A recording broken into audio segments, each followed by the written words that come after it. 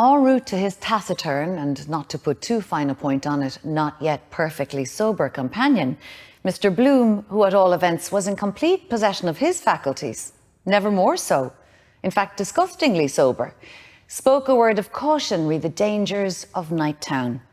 Women of ill fame and swell mobsmen, which, barely permissible once in a while, though not as a habitual practice, was of the nature of a regular death trap for young fellows of his age, particularly if they had acquired drinking habits under the influence of liquor. Unless you knew a little jiu-jitsu for every contingency, as even a fellow on the broad of his back could administer a nasty kick if you didn't look out. Highly providential was the appearance on the scene of Corny Kelleher, when Stephen was blissfully unconscious that, but for that man in the gap turning up at the 11th hour, the finis might have been that he might have been a candidate for the accident ward, or, failing that, the Bridewell, and an appearance in the court next day before Mr. Tobias, or he being the solicitor rather old wall, he meant to say, or Maloney, which simply spelt ruin for a chap when it got bruited about.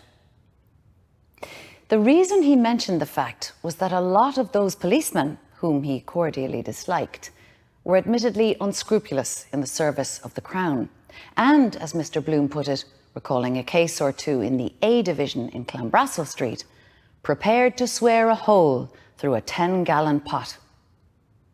Never on the spot when wanted, but in quiet parts of the city, Pembroke Road, for example, the guardians of the law were well in evidence. The obvious reason being they were paid to protect the upper classes. Another thing he commented on was equipping soldiers with firearms or sidearms of any description, liable to go off at any time, which was tantamount to inciting them against civilians, should by any chance they fall out over anything. You frittered away your time, he very sensibly maintained, and health, and also character, besides which the squandermania of the thing.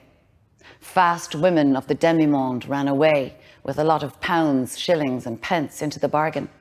And the greatest danger of all was who you got drunk with.